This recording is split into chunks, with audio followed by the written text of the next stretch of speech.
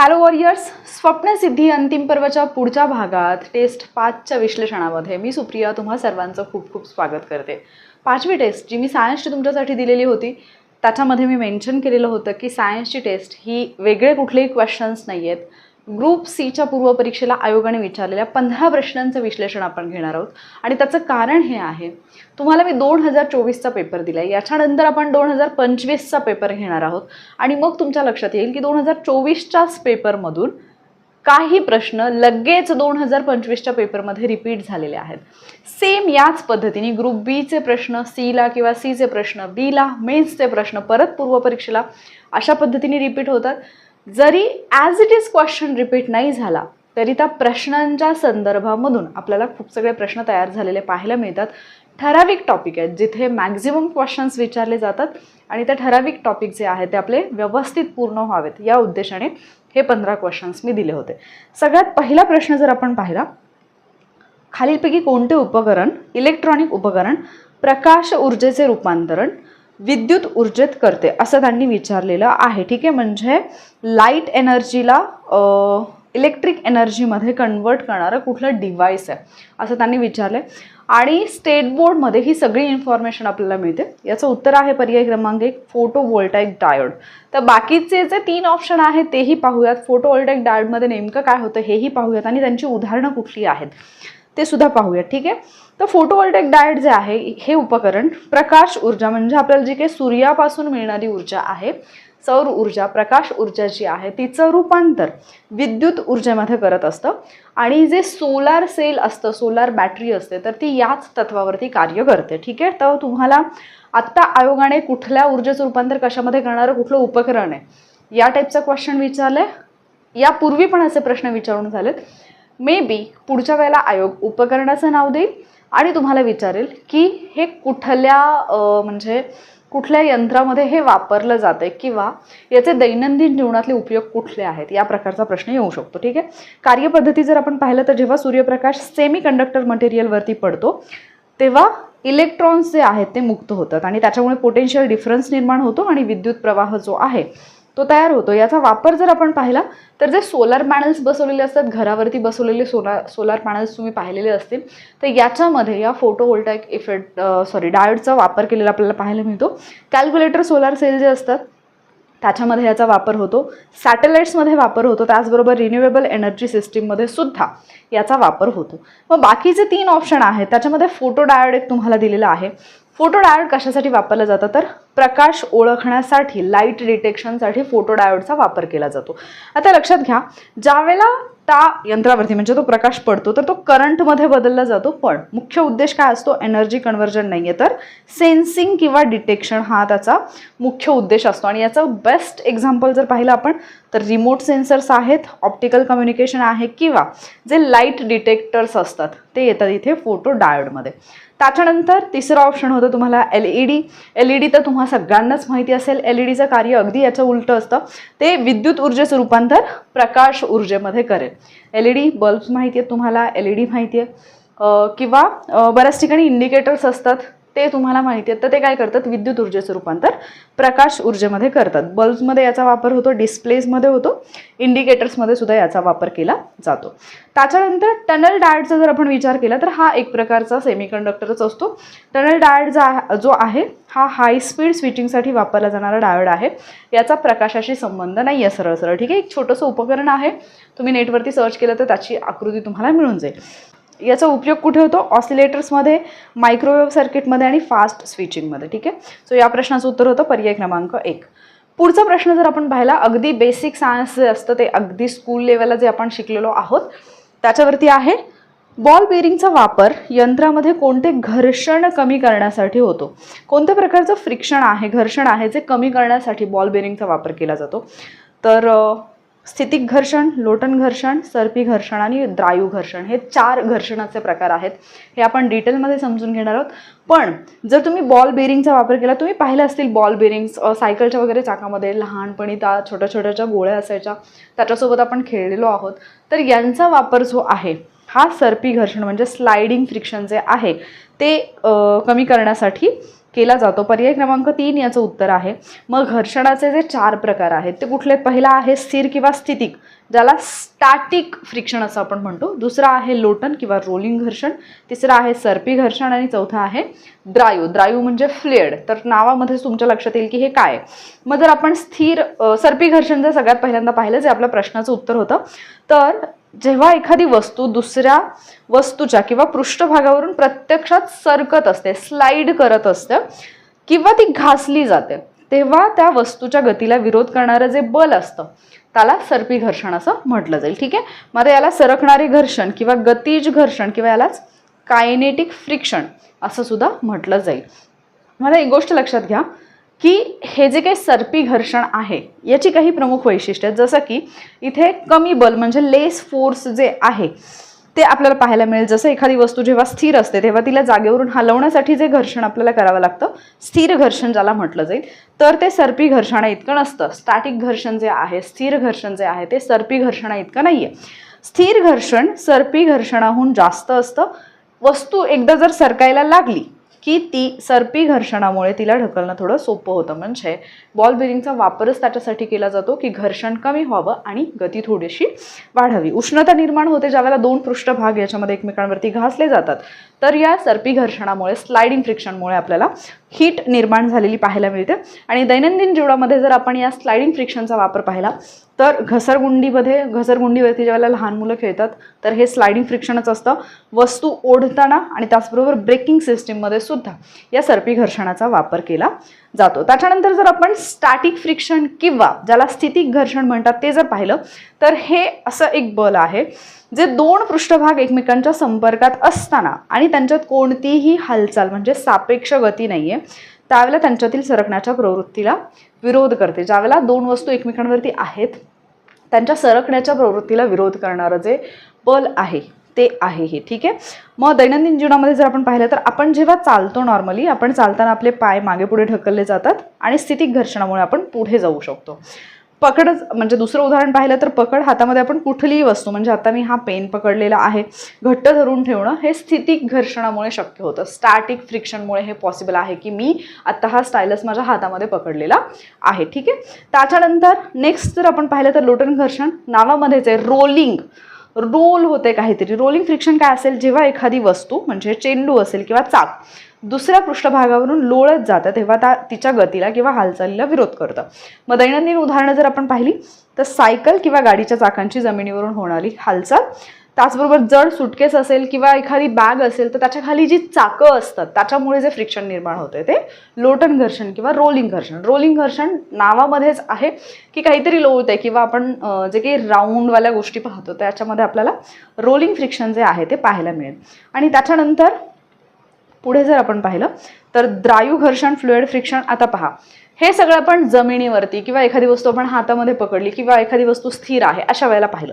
पण ज्या वेळेला पाणी असेल किंवा हवा असेल यांच्यासारख्या द्रव माध्यमामध्ये असताना एखादी म्हणजे द्रायू प्रवाही माध्यम जे असेल याच्यामध्ये जर एखादी वस्तू गतिमान असेल तर त्या वस्तूच्या गतीला द्रवाकडून मिळणारा जो काही विरोध असतो किंवा जो काही प्रतिकार असतो ज्याला आपण ड्रॅग असं सुद्धा म्हणतो तर ते आहे द्रायू घर्षण. ठीक आहे. आणि मग याची उदाहरणं जर आपण पाहिली, याचा उपयोग जर पाहिला तर हवेचे किंवा पाण्याचे घर्षण कमी करण्यासाठी विमानं असतील किंवा बोटी असतील यांना विशिष्ट असा आकार दिलेला असतो. तुम्ही पाहिला असेल बोटीचा आकार टोकांच्या बाजूला निमुळता असेल.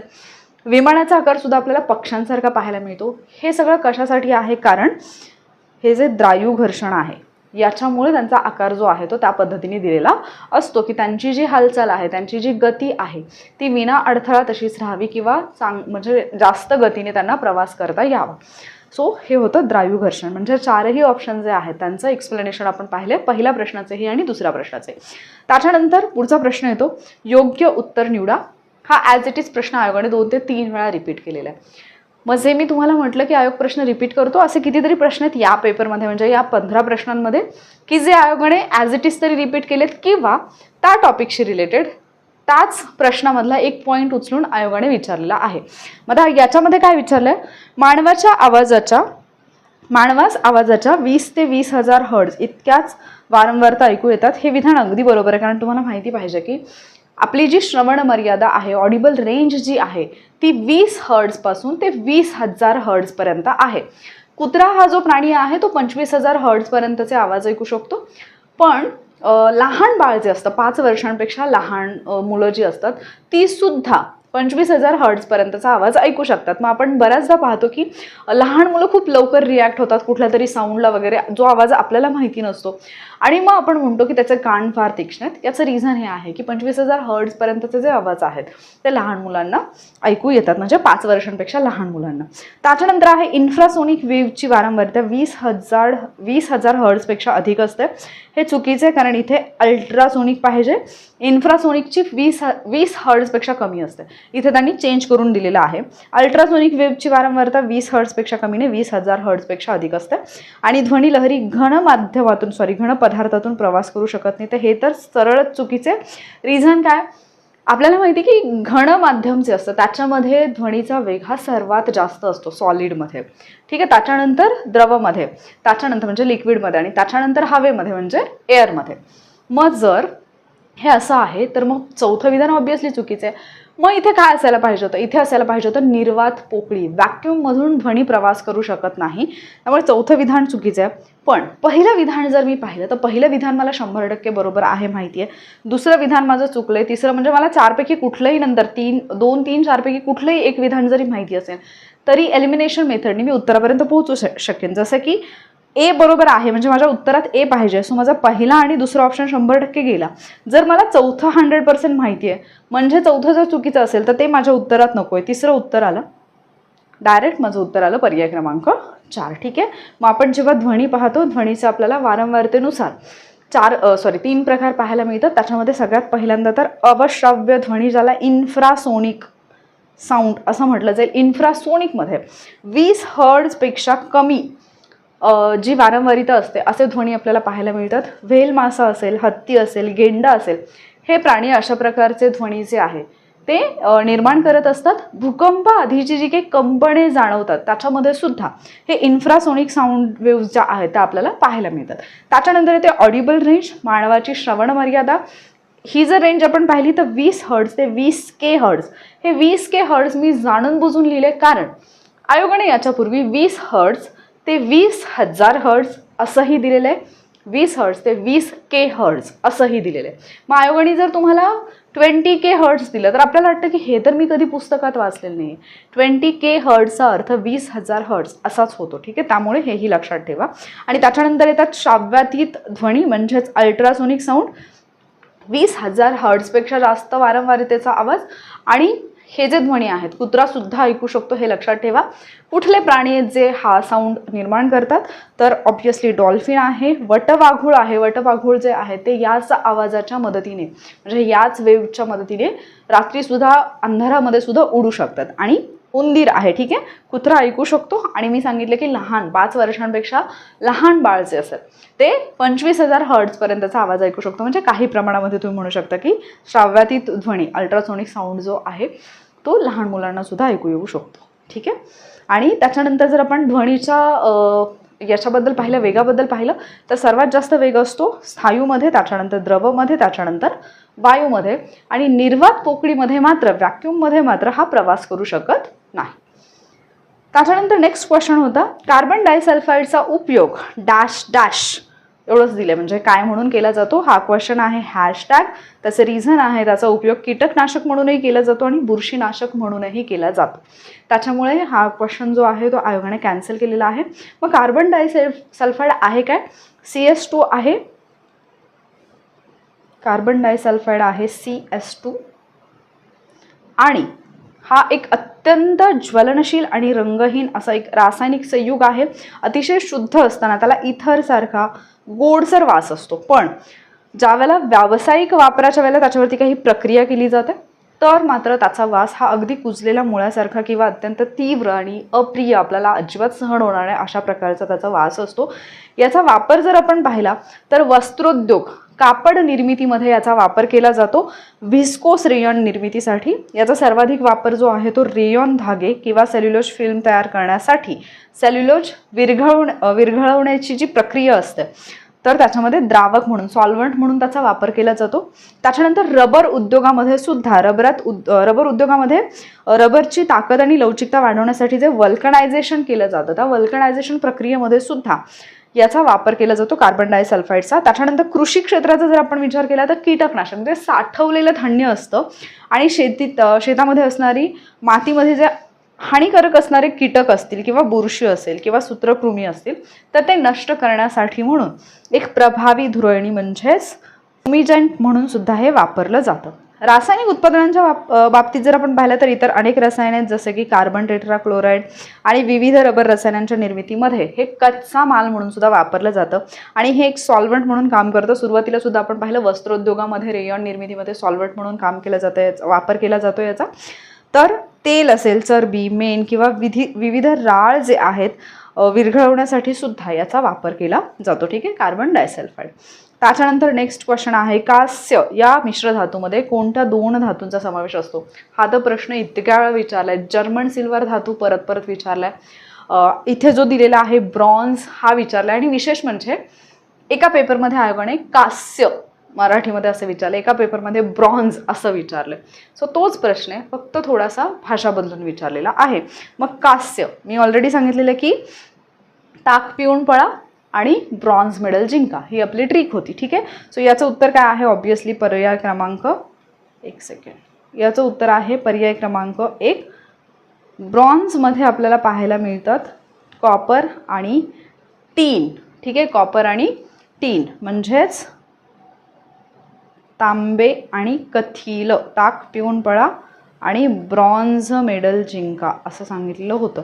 मग आता आपण काही संमिश्र म्हणजे जे अलॉय असतात ते आणि ते कसे लक्षात ठेवायचे हे पाहूयात, जे आयोगाकडून परत परत विचारलेले आहेत.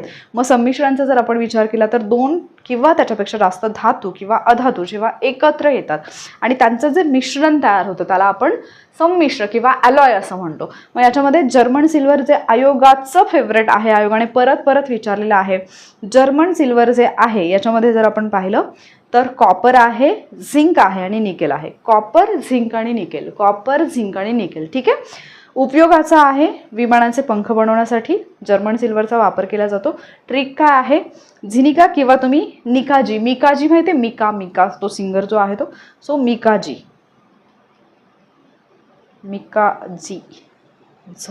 मिकाजी जर्मनीला विमानाने सिल्वर घेऊन जातो. मिकाजी, मी म्हणजे सॉरी इथे मिकाजीच्या ऐवजी निकाजी करायचं. ठीक आहे, म्हणजे मिकाजी, निकाजी. ठीक आहे, तर मिकाजी, निकाजी. नी म्हणजे असेल काय? निकेल. का म्हणजे कॉपर. झी म्हणजे झिंक किंवा झिनिका. जर्मनीला म्हणजे जर्मन सिल्वर विमानाचे पंख घेऊन जाते म्हणजे विमानाचे पंख बनवण्यासाठी जर्मन सिल्वर धातू जो आहे तो वापरला जातो. ब्रास, झिकाबास. झिका हा एक व्हायरस आहे, बास झालं, खूप आला झिका. झिकाबास, झिंक आणि कॉपर, झिकाबास त्याच्यापासून ब्रास तयार केलं जातं. ब्रास हे जे अलॉय आहे, घरगुती भांडी असेल किंवा जी पदकं आहेत किंवा विमानाचे पार्ट्स आहेत हे बनवण्यासाठी हे ब्रास हे जे अलॉय आहे ते वापरलं जातं. त्याच्यानंतर येतं ब्रॉन्झ, कॉपर आणि टीन, जे मी मगाशी तुम्हाला सांगितलं तांबे आणि कथील, कॉपर आणि टीन. तर घरगुती भांडी असतील तर ताक पिऊन पळा, ब्रॉन्झ मेडल जिंका, ही वाली ट्रिक होती. त्याच्यानंतर स्टेनलेस स्टीलचा जर आपण विचार केला तर लोखंड आहे, कार्बन आहे, क्रोमियम आहे आणि निकेल आहे. ठीक आहे, निकालो क्रोमा स्टील, निकालो क्रोमा स्टील, निकालो क्रोमा स्टील. नी म्हणजे निकेल, का म्हणजे कार्बन, लो म्हणजे लोखंड आणि क्रोमा म्हणजे क्रोमियम. त्याच्यानंतर येतं गन मेटल. गन मेटल म्हणजे काय? कॉपर, टीन आणि झिंक यांच्यापासून बनलेलं अलॉय. कॉपर, टीन आणि झिंक. झिंकाट गण, आरची गण घेऊन मागे लागते की नाही, सो झिंकाट गाणं, झिंकाट गण. ठीक आहे, त्याच्यानंतर ड्युरॅल्युमिन, हे तर सोपं आहे कारण नावातच सगळे येतात. ॲल्युमिनियम आहे, कॉपर आहे, मॅग्नेशियम आणि मॅंगनीज आहे. ठीक आहे, तर बोटी असतील किंवा विमानाचे पार्ट्स असतील, त्याचबरोबर रेल्वेचे रूळ असतील, हे तयार करण्यासाठी हे वापरलं जातं. त्याच्यानंतर नेक्स्ट क्वेश्चन आहे, खालीलपैकी सर्वात मोठा डायपोल मोमेंट असलेला रेणू आहे. कोणता रेणू आहे ज्याचा सर्वात मोठा डायपोल मोमेंट आहे? NCERT मध्ये जो टॉपिक आहे, NCERT मधले ॲज इट इज फॅक्ट इथे विचारली. NCERTच्या मुलांना खूप वेळा हा क्वेश्चन त्यांच्या एक्झाममध्ये विचारला जातो, जो आयोगाने डायरेक्ट विचारले. एक फॅक्ट NCERTची मुलं पाठ करतात दॅट इज CHCl3. CHCl3. मग आता आपण थोडक्यात हे डायपोल मोमेंट काय आहे ते पाहूयात, कारण हे जनरली आपण कधी वाचलेलं नसतं. ठीक आहे, तर डायपोल मोमेंट म्हणजे रेणूमध्ये, एखाद्या मॉलिक्यूलमध्ये किती पॉझिटिव्ह आणि निगेटिव्ह चार्जेसचं विभाजन आहे हे दर्शवणारं जे परिमाण आहे त्याला डायपोल मोमेंट असं म्हटलं जातं. म्हणजेच आपल्या साध्या सरळ भाषेमध्ये जर आपण पाहायला गेलो तर रेणू जितका अधिक पोलर असेल तेवढा त्याचा डायपोल मोमेंट जो आहे तो जास्त असतो. म्हणजे जेवढी पोलॅरिटी जास्त तेवढा त्याचा डायपोल मोमेंट जो आहे तो जास्त असेल. ठीक आहे, आणि त्याची पोलॅरिटी कमी असेल तर डायपोल मोमेंट कमी असेल. मग इथे जे आपल्याला दिलेलं आहेत याच्यामध्ये हे जे आहे CHCl3 याला म्हटलं जातं क्लोरोफॉर्म. ठीक आहे, क्लोरोफॉर्म. आणि याचा जो डायपोल मोमेंट आहे हा सर्वाधिक आहे इथे दिलेल्या ऑप्शन्सपैकी. मग आता हे चारही ऑप्शन जर आपण अगेन पाहिले तर डायपोल मोमेंटचा फॉर्म्युला काय आहे ते आधी समजून घेऊयात आपण. इथे dipole moment mu is equal to Q into D. हा आहे डायपोल मोमेंट. Q म्हणजे असतं चार्ज, त्याच्यावरती असणारा चार्ज, आणि D असतं डिस्टन्स ऑफ सेपरेशन. मग CH4चा जर आपण विचार केला तर मिथेन, CH4 म्हणजे असतो मिथेन. हे का लक्षात ठेवायचं, कारण कधी कधी आहे मिथेनचं रासायनिक सूत्र काय, सिम्पल क्वेश्चन विचारेल. ज्यांचं सायन्स बॅकग्राऊंड नाही आहे त्यांना नाही माहिती की CH4 आहे. सो या गोष्टी आपण PYQ मधून करणं अपेक्षित असतं. CH4. ठीक आहे, मिथेन ही रचना जर आपण पाहिली तर टेट्राहायड्रल आणि पूर्ण सिमेट्रिक असते. चारही CH बॉन्ड्स हे डायपोल्स एकमेकांना कॅन्सल करतात. म्हणजे जर तुम्ही CH4ची जर रचना पाहिली, इथे C आहे, इथे H आहे, इथे H आहे, इथे H आहे, इथे H. ठीक आहे, मग हे जे चार बॉन्ड आहेत CH बॉन्ड्स हे डायपोल मोमेंट्स एकमेकांना कॅन्सल करतात म्हणून इथे 0 येतो. ठीक आहे, म्हणजे हे नॉन पोलर मॉलिक्यूल असल्यामुळे ऑब्वियसली याचा काही विषयच येत नाही डायपोल मोमेंट अधिक असण्याचा. त्याच्यानंतर जर आपण दुसरं उदाहरण पाहिलं तर सेम आलं, एक मिनिट, तर CCl4 म्हणजे हे आहे कार्बन टेट्राक्लोराईड. Carbon tetrachloride. ठीक आहे, आता याचा जर आपण विचार केला तर कार्बन टेट्राक्लोराईडमध्ये सुद्धा चारही क्लोरीन ॲटॉम जे आहेत ते सारखे असल्यामुळे मॉलिक्यूल पूर्ण सिमेट्रिक असतो, म्हणून सर्व बॉन्ड जे आहेत ते डायपोल्स कॅन्सल होतात आणि अगेन इथे पण डायपोल मोमेंट जो आहे तो आपल्याला 0 पाहायला मिळेल. त्याच्यानंतर जर आपण CHI3 पाहिलं, ज्याला आयोडोफॉर्म असं म्हटलं जातं, आयोडोफॉर्म. ठीक आहे, तर याच्यामध्ये पोलॅरिटी असते, पण आयोडीनची इलेक्ट्रोनिगेटिव्हिटी ही क्लोरीनपेक्षा कमी आहे. आयोडीनची, हे वाक्य ना मे बी या एक्सप्लेनेशनमधून एखादं वाक्य पुढच्या क्वेश्चनमध्ये बनू शकतं. आयोडीनची इलेक्ट्रोनिगेटिव्हिटी क्लोरीनपेक्षा कमी असते, त्याच्यामुळे बॉन्ड पॉलॅरिटी कमी होते आणि बॉन्ड पॉलॅरिटी कमी म्हणजेच डायपोल मोमेंट कमी. मग तो किती येतो, तर याचं जर आपण पाहिला तर जो काही क्लोरोफॉर्म आहे त्याच्यापेक्षा हा कमी असलेला आपल्याला पाहायला मिळतो आणि हा D/मध्ये म्हणजे युनिट जे आहे ते D/ आहे याचं. ठीक आहे, मग आता जर आपण क्लोरोफॉर्मचं पाहिलं तर याच्यामध्ये 3 क्लोरीनचे ॲटॉम, 1 हायड्रोजनचा ॲटॉम असल्यामुळे मॉलिक्यूल असिमेट्रिक बनतो आणि क्लोरीनची इलेक्ट्रोनिगेटिव्हिटी ही जास्त असल्यामुळे स्ट्रॉंग बॉन्ड डायपोल्स तयार होतात. हे पूर्णपणे कॅन्सल होत नाहीत म्हणून नेट डायपोल मोमेंट जास्त मिळतो. मग हा प्रश्न डायरेक्ट इथे जसा विचारलाय याला पण NCERTमध्ये पण CBSEला हा प्रश्न विचारून झालेला आहे. हा प्रश्न रिपीट होऊ शकतो म्हणून हे लक्षात ठेवा. किंवा कोणता म्हणजे खाली दिलेल्या मूलद्रव्यांपैकी कोणाचा डायपोल मोमेंट सर्वात कमी आहे असं विचारलं जाईल. हे जर याच्यातले 3 ऑप्शन दिले, एक वेगळा दिला, तर हे बाकीचे जे पहिले 2 तुम्हाला मी सांगितलेले होते 0 असणारे, CH4 मिथेन जो आहे तो तुम्हाला माहिती असायला पाहिजे, प्लस CCl4 हा पण माहिती असायला पाहिजे. नेक्स्ट क्वेश्चन जर आपण पाहिला, खाली नमूद केलेले प्राणी आणि त्यांच्या ऑर्डरप्रमाणे जुळ्या जुळवा. आत्तापर्यंत आयोग प्रश्न विचारताना म्हणजे मागच्या 2-3 वर्षापूर्वी आयोग जनरली संघ जे आहेत त्याच्यावरती, फायलमवरती प्रश्न विचारत होता. बट अलीकडे आयोगाने ऑर्डरवरती प्रश्न विचारायला सुरुवात केली. अगदी डीपमध्ये जाऊन काही प्रश्न आहेत जे की आपल्याला म्हणजे तितका अभ्यास करायचा म्हटल्यानंतर आपल्याला खूप कठीण वाटतं. बट जे चॅलेंजमध्ये असणारे स्टुडंट आहेत, प्रोव्हाइड केलेले लेक्चर्स असतील किंवा ॲनालिसिसचे रेकॉर्डिंग असतील, ज्या काही VC घेतलेल्या आहेत त्याच्यामधून हे सगळे पॉईंट्स जे आहेत ते इतके डिटेलमध्ये क्लिअर केलेत की ऑर्डरसुद्धा मुलांचे पार्ट झालेत. सो थोडी मेहनत घ्यायची गरज आहे, डिफिकल्ट असं काहीच नाही. मग याच्यामध्ये जर आपण पाहिलं तर भारतीय गांडूळ जे आहे याचा जर आपण विचार केला तर हे ओपिस्टोपोरामध्ये येतं. त्याच्यानंतर भारतीय गायीचं घृतकर्ण म्हणजे ज्याला आपण लीच असं म्हणतो, या लीचचा जर आपण विचार केला तर हे ग्नॅथोब्डेलिडामध्ये येतं. मधमाशीचा जर आपण विचार केला तर मधमाशी येते हायमेनोप्टेरा हायमेनोप्टेरा आणि पलंगातील कीटक जो ढेकूण आहे तो येतो हेमिप्टेरामध्ये. ठीक आहे, मग आता थोडक्यात माहिती करूयात, म्हणजे प्रश्न याचं उत्तर असेल पर्याय क्रमांक 4. आता संघ ऑर्थ्रोपोडा जेव्हा मी तुम्हाला शिकवलेला होता, तुम्हाला आठवत असेल ऑर्थ्रोपोडाचं एक सॉन्ग मी तुम्हाला दिलेलं होतं, त्याच्यामध्ये आपण ऑर्थ्रोपोडाचे जे पण वर्ग आहेत ते सगळे पाहिलेत. आणि त्याच्यामध्ये एक वर्ग आपण पाहिलेला होता इन्सेक्टा. या इन्सेक्टा वर्गाचं वर्गीकरण जवळपास 31 गणांमध्ये केलेलं आहे. हा पॉईंट पण मी सांगितलं आहे. यूट्यूबला फ्रीमध्ये ते लेक्चर आहे. ज्यांनी पाहिलेलं नाही आहे मागच्या महिनाभरापूर्वीचे लेक्चर्स पहा, जिथे मी हा जो ऑर्थ्रोपोडा आहे, पायसेस आहेत, इकायनोडर्माटा आहे, रेप्टाइल्स आहेत, इतक्या सगळ्या ट्रिक्स आणि इतका इझी लँग्वेजमध्ये दिले की ते तुम्ही लाईफ टाईम विसरणार नाही. त्याच्यामुळे जर ते पाहिलं नसेल तर पाहून घ्या. तुम्हाला एक्झाम नंतर पश्चाताप करायची वेळ येऊ नये, कारण मागच्या एक्झाममध्ये ही 2025ची जी प्री झाली त्याच्यामध्ये मुलांनी 13-13, 14-14 मार्क्स घेतलेले आहेत. सो सायन्स तुम्हाला आता मार्क्स मिळवून देणारा सब्जेक्ट आहे, फक्त तुमचा पॉईंट ऑफ व्ह्यू चेंज झाला पाहिजे त्याच्याकडे पाहण्याचा. मग आता पहा, ऑर्थ्रोपोडामध्ये वर्ग इन्सेक्टा जो आहे, इन्सेक्टामध्ये आहे जवळपास 31 गण. सगळे तर पाठ करणं शक्य नाही, पण जे आयोगाने विचारले जे रिपीट होऊ शकतात ते आपण पाहूयात. त्याच्यामध्ये आहे पहिला हेमिप्टेरा. हेमिप्टेरामध्ये हॉपर, सिकाडा, ढेकूण, मावा हे येतात. हॉपर, सिकाडा, ढेकूण, मावा. हेमिप्टेरा, हॉपर, सिकाडा, ढेकूण, मावा. त्याच्यानंतर हायमेनोप्टेरा, याच्यामध्ये मुंगी आणि मधमाशी येते. मधमाशी विचारून झाली की नाही, आता मुंगी विचारली जाईल. हाय मधमाशी, मुंगी चावली का, किंवा हाय मेनोप्टेरा असं लक्षात ठेवा. ब्लाटोडी, झुरळाची टोळी. ब्लाटोडी या गणामध्ये झुरळ येतं. ब्लाटोडी, झुरळाची टोळी असं लक्षात ठेवायचं आहे. त्यानंतर डर्माप्टेरा, इयरविक्स. डर्माप्टेरा ड्रम असतो की नाही, इयर ड्रम असतो पहा आपल्या कानामध्ये, इयरविक्स, डर्माप्टेरा. त्याच्यानंतर डिप्टेरा माशी, आपली जी घरमाशी असते. डिप्टेरा घरमाशी. ठीक आहे. त्याच्यानंतर जे बाकीचे दिलेले आहेत, गांडूळ हा अतिशय आयोगाचा फेवरेटवाला प्राणी आहे, ॲनिलिडा संघामध्ये येणारा. त्याच्या बाबतीत त्याच्याकडे प्रचलनासाठी कुठला अवयव असतो, सिटे, हा प्रश्न पण आयोगाचा विचारून झालाय. आता त्याचा वर्ग विचारलेला आहे, म्हणजे गण विचारलेला आहे, म्हणजे आयोग त्याच्यावरती प्रश्न विचारतोय. सो तुम्ही जर रिसेंटचं म्हणजे अपडेटेड बुक जर वापरत असाल सचिन भस्के सरांचं, तर त्यांनी गांडूळ या प्राण्याची खूप सगळी माहिती त्याच्यामध्ये दिलेली आहे. एकदा ओव्हरलुक नक्की करा. झुरळावरती प्रश्न विचारलेले आहेत आयोगाने, बेडकावरती सेपरेटली प्रश्न विचारले, त्यामुळे त्या गोष्टी थोड्याशा पाहून ठेवा. मग गांडूळाचा जर विचार केला तर संघ किंवा फायलम येतो ॲनिलिडा.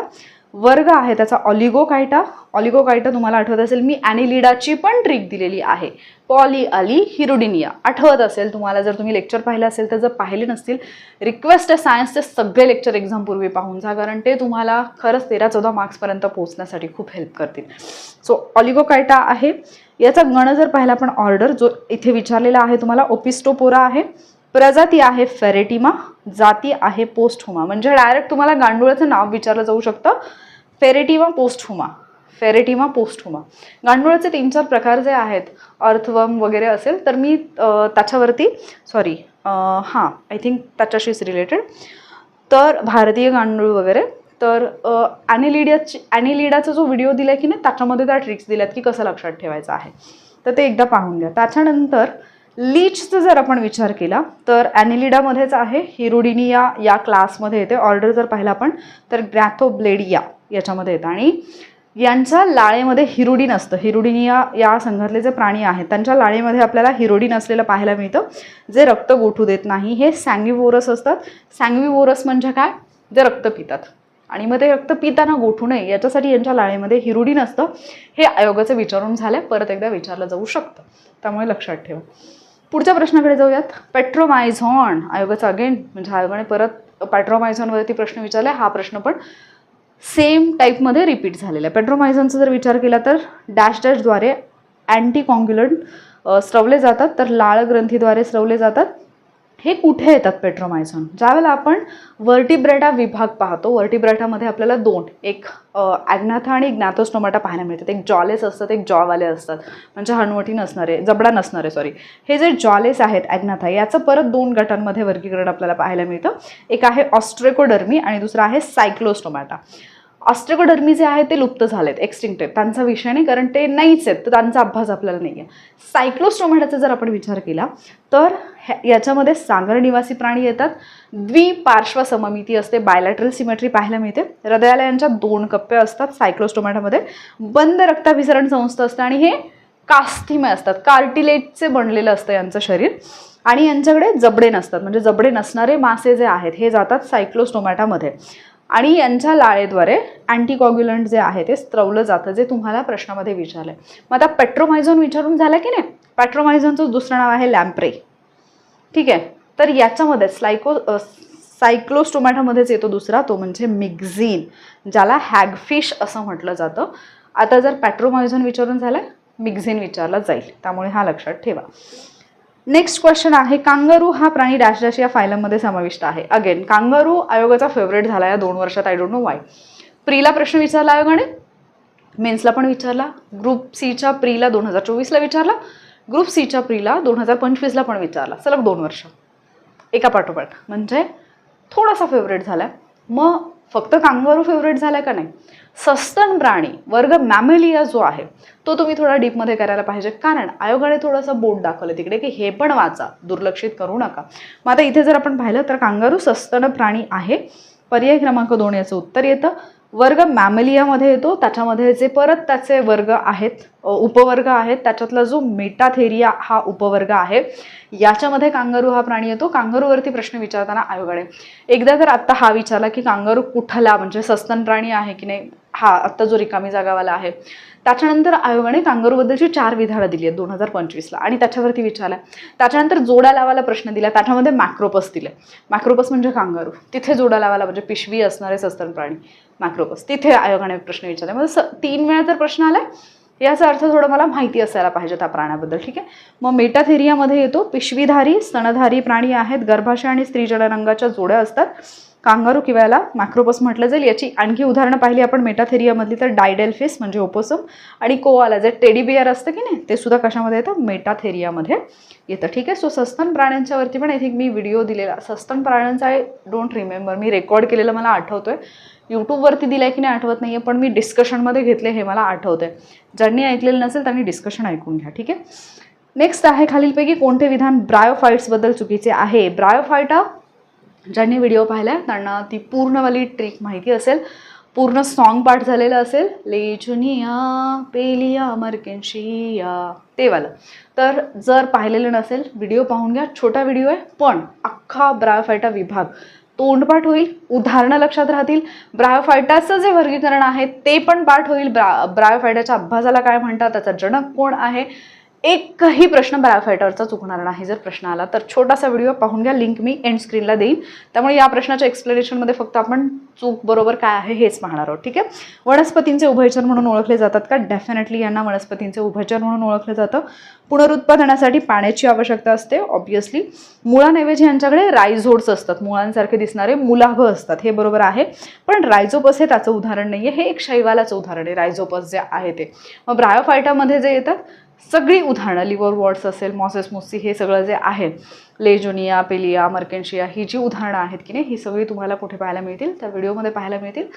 तो व्हिडिओ पाहायचा, अख्खं सॉन्ग म्हणायचं, एकदा ऐकायचं, पाठ होऊन जाईल ब्रायोफायटा. ठीक आहे, नेक्स्ट आहे भुईमुगावरील टिक्का रोग. बापरे बाप, हा पण 2024ला पण विचारला, 2025ला पण विचारला, सेम क्वेश्चन आयोगाने रिपीट केला. मग आयोगाने जे प्रश्न रिपीट केले ते तर आपल्याला नाही चुकायला पाहिजे. वनस्पतींवरचे रोगकारक आणि वनस्पतींचे रोग याच्यावरती आयोग वारंवार प्रश्न विचारतो. आत्ताच्या मेन्सला, परवा झालेली 17 मेला, त्या मेन्सला पण आयोगाने परत एकदा प्रश्न विचारला, ज्वारीवरचा जो आजार आहे त्याच्याशी रिलेटेड. तो प्रश्न आधी, म्हणजे त्या टाईपचा प्रश्न आधी येऊन गेलेला, ऑप्शनमध्ये दिलेलं होतं. ठीक आहे, त्याच्यानंतर भुईमुगावरचा टिक्का तर फेवरेट आहे, बंचिड ऑफ विचारून झालेला आहे. पक्षिनिया ग्रामीणीस गव्हावरचा तांबेरा तो विचारून झालेला आहे. बाजरीवरचा अर्गट विचारून झालेला आहे. झॅन्थोमोनस सिट्रा तर आयोगाचा फेवरेट आहे, जो काही आपण कॅन्कर, लिंबू वर्गीय कॅन्कर म्हणतो तो वाला. तर असे काही आजार आहेत जे आयोगाचे इतके फेवरेट आहेत की आयोग परत परत विचारतो, मुलं परत परत चुकतात. एक व्हिडिओ वनस्पतींवरचे रोग आणि त्यांचे रोगकारक याच्यावरचा दिलेला आहे, जिथे अवघडातले अवघड जे तुमचे वनस्पतींवरचे आजार, त्यांच्याशी रिलेटेड असणारे जीवाणू, विषाणू, बुरशी जे काय असेल ते लक्षात ठेवायला तुम्हाला अगदी इझी जाईल.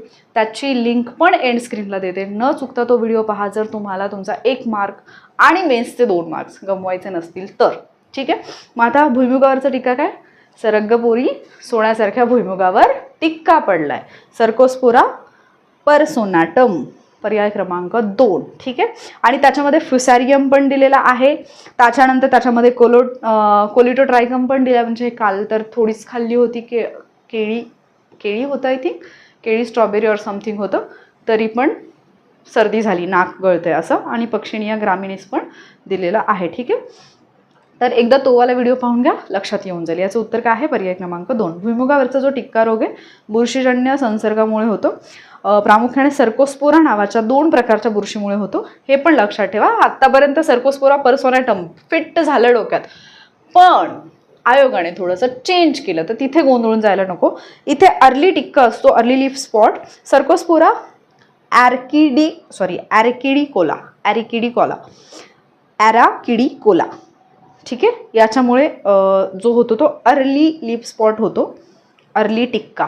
ठीक आहे. आणि जो आपला सर्कोस्पोरा पर्सोनाटा आहे तो लेट लीफ स्पॉट आहे, लेट टिक्का आहे. हा फरक लक्षात ठेवा बरं का. कारण आत्तापर्यंत सर्कोस्पोरा पर्सोनाटम इतक्या वेळा विचारून झाला. आयोग काय करेल की तुम्हाला अर्ली टिक्का विचारेल, बुरशीचं नाव देईल, पहिला ऑप्शन सर्कोस्पोरा पर्सोनाटम देईल. आपल्याला माहिती आहे भुईमुगावरचा टिक्का पाहिलं की आपण उत्तर दिलं, पण जर लेट टिक्का असेल तर त्याचं उत्तर असेल तुमचं सर्कोस्पोरा पर्सोनाटा. पण जर आयोगाने अर्ली टिक्का विचारलं तर त्याचं उत्तर असेल सर्कोस्पोरा ॲराकिडिकोला. ठीक आहे. सोपं आहे, लक्षात ठेवायला काही फारसा अवघड नाही आहे. नेक्स्ट आहे खालीलपैकी कोणते विधान ब्रायोफाईट्सबद्दल चुकीचे आहे? आय थिंक हा प्रश्न रिपीट झालेला आहे. ठीक आहे. रायझोपस हे बुरशीचं उदाहरण आहे. एक सेकंड. हा प्रश्न रिपीट झाला माझ्याकडून. ठीक आहे. ओके. काय करूयात आपण, तो प्रश्न इथे जस्ट मी तुम्हाला एक्सप्लेन करते. जैविक खतांमुळे 4 पुढे विधानं दिली आहेत. पहिलं विधान आहे जैविक खतांमुळे इतकं लक्षात ठेवा, मातीमध्ये मर्क्युरी जे आहे म्हणजे पाऱ्याची पातळी जी आहे त्याच्यामध्ये वाढ होते. दुसरं विधान दिलं पाऱ्याची पातळी वाढते असं दिलं. दुसरं विधान दिलं मातीतील जे पोषण तत्व असतात त्यांचं समृद्धीकरण होतं. पोषण तत्वांचं समृद्धीकरण होतं म्हणजे काहीतरी पॉझिटिव्ह दिलेलं आहे. ठीक आहे. त्याच्यानंतर तिसरं विधान दिलेलं आहे मातीच्या आम्लता गुणधर्मामध्ये वाढ होते म्हणजे ॲसिडिटी जी आहे ती वाढते. आणि चौथं विधान दिले मातीची सुपीकता कमी होते. ठीक आहे. कशामुळे? जैविक खतांमुळे. अशी 4 विधान दिलेत आणि खाली म्हणजे तुम्हाला या 4 पैकी ओळखायचं की जैविक खतांमुळे काय होतं. आता आपल्याला माहिती आहे की रासायनिक खतं जी असतात ती जमिनीसाठी चांगली नसतात. जैविक खतं जी आहेत ती वापरण्याचा सल्ला दिला जातो. याचाच अर्थ जैविक खतांमुळे काहीतरी चांगलं होतंय. मग चांगलं असणारं ऑप्शन एकच आहे ना 4 पैकी. मातीमध्ये पाऱ्याचं प्रमाण वाढणं चांगलं आहे का? नाही. ऑब्वियसली ते चांगलं नाही, त्याच्यामुळे तो तुमचा ऑप्शन गेला. आम्लता गुणधर्मामध्ये वाढ झाली, ऑब्वियसली अगेन हे पण चांगलं नाही आहे. सुपीकता कमी होणं हेही चांगलं नाही. म्हणजे काय झालं, पोषक तत्व जे आहेत त्याचं समृद्धीकरण होतं. असे जे प्रश्न येतात की नाही, वायू प्रदूषण, जलप्रदूषण, जमिनीची धूप, जैविक खतं, रासायनिक खतांचा वापर किंवा पर्यावरणाशी रिलेटेड, हे तुमचा कॉमन सेन्सवरती सुटणारे प्रश्न असतात. ठीक आहे. क्वेश्चन पेपरमध्ये म्हणजे as it is question paper दिला त्यामुळे तिथे तर आलेलं, इथे थोडंसं एक्सप्लेनेशनमध्ये तो प्रश्न राहून गेला. तर तो प्रश्न एकदा क्वेश्चन पेपरमधून पहा, कॉमन सेन्सनी सुटणारा तो प्रश्न होता. नेक्स्ट जर आपण पाहिलं तर तोंडावाटे घेतली जाणारी पोलिओ लस ही खालीलपैकी कोणत्या प्रयोगशाळेमध्ये तयार केली जाते? Haffkine biopharmaceuticals corporation limited, Panacea biotech, biomed Ghaziabad आणि national institute of nutrition Hyderabad. तर ABC पहिल्या 3 इन्स्टिट्यूट ज्या आहेत तिथे ही तोंडावाटे घेतली जाणारी पोलिओची लस कुठली असते? ती सॅबिनची लस ही तिथे तयार केली जाते. 3 इन्स्टिट्यूट आहेत जिथे तयार केली जाते. हॉफकिन इन्स्टिट्यूट आहे, पॅनाशिया बायोटेक आहे आणि बायोमेड गाझियाबादची, या 3 ठिकाणी ही तयार केली जाते. मग हा पोलिओ जो आहे लस विचारली आहे, थोडक्यात माहिती पाहूयात. काय असतं? एन्टेरोव्हायरस. हे तुम्हाला माहीत असेल, तोंडपाठ असेल तुमचा. एन्टेरोव्हायरसमुळे पोलिओ हा आजार होतो. त्याला ॲक्च्युली भारतातून म्हणजे भारत पोलिओपासून मुक्त झाला आहे, निर्मूलन झालं आहे असं घोषित करण्यात आलेलं. पण केरळच्या एका याच्यामध्ये म्हणजे गटारातल्या पाण्यामध्ये त्याचा विषाणू जो आहे तो परत एकदा आढळून आला आणि मग आता पोलिओची लसीकरण मोहीम ऑलरेडी ऑब्व्हियसली चालूच आहे, पण त्याच्यामध्ये काही जे आहे ते इनोव्हेशन्स आणण्यात आलेले आहेत. ते एकदा पाहून घ्या, कारण तिथे तुम्हाला क्वेश्चन विचारला जातो. मग पोलिओचा जो काही प्रसार होतो तो दूषित अन्न आणि पाण्याद्वारे होतो. सेंट्रल नर्वस सिस्टीम जी असते, मध्यवर्ती चेतासंस्था, याच्यावरती हा व्हायरस जो आहे तो हल्ला करतो. लक्षणं काय आहेत? ताप येणं, घसा लाल होणं, हातपाय लुळे पडणं, अशक्तपणा येणं. आणि याच्यासाठी ज्या लसी दिल्या जातात 2 आहेत. एक असते साल्कची लस, जी आपल्या सालीतून म्हणजे स्किनमधून दिली जाते, इंजेक्शनने दिली जाते, लहान मुलांच्या स्किनच्या थरामध्ये ती दिली जाते. आणि सॅबिनची लस जी आहे ती तोंडाद्वारे दिली जाते. इथे त्यांनी विचारलं की सॅबिनची लस जी आहे ती कोणत्या ठिकाणी तयार केली जाते, तर पहिल्या 3 इन्स्टिट्यूट आहेत, त्या प्रयोगशाळा आहेत. नेक्स्ट क्वेश्चन आहे, ज्या परस्पर संबंधांमध्ये एका प्रजातीला फायदा होतो आणि दुसऱ्याला हानी पोहोचत नाही किंवा फायदा देखील होत नाही, म्हणजे एकाचा फायदा आहे, दुसऱ्याला त्याच्याशी काहीही घेणं देणं नाही आहे, त्याला काय म्हटलं जातं? तर त्याला म्हटलं जातं कॉमेन्सालिझम. ठीक आहे, कॉमेन्सालिझम असं म्हटलं जातं. पर्याय क्रमांक 4. मग या कन्सेप्ट काय आहेत हे आपण थोडक्यात समजून घेऊयात. 4ही कन्सेप्टच्या तुम्हाला ऑप्शनमध्ये विचारलेल्या आहेत. पहिली येते सहभोजिता म्हणजे कॉमेन्सालिझम, म्हणजे इथे 2 वेगवेगळ्या प्रजाती आहेत ज्यांच्यामध्ये एक असा प्रकारचा सहजीवन संबंध असेल जिथे एका जीवाला फायदा मिळतो, म्हणजे अन्न किंवा निवारा मिळतो, पण दुसऱ्या जीवाला फायदा किंवा नुकसान काहीही होत नाही. एकाचा फायदा तर होतो, पण दुसऱ्याला काही फायदा तोटा काहीच होत नाही. उदाहरणार्थ बेडूक आणि झाडं. बेडूक झाडाच्या पानांवर किंवा खोडावरती राहतात, त्याच्यामुळे त्याला निवारा मिळतोय, भक्षकापासून त्याचं संरक्षण होतंय, परंतु झाडाला त्याच्यामुळे कुठलीही हानी होत नाही. हे काय आहे? कॉमेन्सालिझम. ठीक आहे. त्याच्यानंतर बार्नाकल, म्हणजे बार्नाकल आणि व्हेल मासा. बार्नाकल जे आहेत ते लहान जीव असतात जे व्हेल माशाच्या पाठीला चिटकून बसतात आणि व्हेल मासा समुद्रामध्ये पोहत असताना बार्नाकलला फिरण्यासाठी वाहतूक आणि मुबलक अन्न सुद्धा मिळतं, पण व्हेल माशाला याच्यामुळे कोणताही त्रास होत नाही. याचा एक व्हिडिओ पण मी पाहिलेला, पण तो व्हिडिओ ॲक्च्युअली त्यांनी वेगळ्या अँगलनी दिलेला. पण ज्यावेळेला हे बार्नाकल्स जे असतात हे ज्यावेळेला व्हेल माशाच्या अंगावरती वाढतात तर ते व्हेल माशाला कुठल्याही प्रकारची हानी पोहोचवत नाहीत किंवा त्याला त्रासही होत नाही आणि फायदाही होत नाही. ठीक आहे. त्याच्यानंतर परस्परवाद म्हणजे म्युच्युअलिझम, म्हणजे जे आपण म्हणतो ना म्युच्युअल अंडरस्टँडिंगनी करणं, एकमेकांना सहकार्य करू, काय ते एकमेका सहकार्य करू, अवघे धरू सुपंथ, असं काहीतरी आहे ते. तर म्हणजे 2 किंवा अधिक वेगवेगळ्या प्रजातींमधला असा परस्पर फायदेशीर संबंध ज्यामध्ये सहभागी असलेल्या सर्व जीवांना काही ना काही फायदा होतो आणि कोणाचंही नुकसान होत नाही. हा निसर्गामधला एक अत्यंत महत्त्वाचा सहजीवन म्हणजे सिम्बॉयसिसचा प्रकार आहे. मग सिम्बॉयसिसमध्ये म्हणजे एकमेकांना, दोघांनाही फायदा होईल, एकमेकांच्या म्युच्युअल अंडरस्टँडिंगने ते एकत्र आहेत असं. तर याच्यामध्ये फुलपाखरू आणि फुलं. फुलपाखरं जे आहेत ते फुलांमधून मध आणि म्हणजे मध जो आहे तो शोषून घेतात, जे त्यांचं अन्न असेल. त्याच्या बदल्यात एका फुलावरील परागकण ते दुसऱ्या फुलावरती नेऊन जे आपण परागीकरण म्हणतो, परागीभवन, ते करतात. त्याच्यामुळे ऑब्व्हियसली मग फुलांमधलं जे परागीभवन म्हणजे पोलिनेशन जे आहे ते होण्यासाठी मदत होते. मुंग्या आणि बाभळीचं झाड जर आपण पाहिलं तर मुंग्या झाडावरती राहून भक्षकांपासून त्यांचं रक्षण करतात, तर झाड जे आहे ते मुंग्यांना राहण्यासाठी जागा आणि अन्नसुद्धा पुरवतं. त्याच्यानंतर मायकोरिझा म्हणजे झाडांची मुळं आणि बुरशी. झाडांची मुळं आणि विशिष्ट प्रकारची बुरशी याच्यामध्ये जो असणारा संबंध आहे, बुरशी झाडाला पाणी आणि खनिज शोषून देते, तर झाड हे बुरशीला अन्न पुरवतं. म्हणजे एकमेकांच्या अंडरस्टँडिंगवरती यांची लाईफ चालू आहे, दोघांनाही त्याचा फायदा आहे. त्याच्यानंतर पॅरासिटिझम, हे सगळ्यात खराब आहे.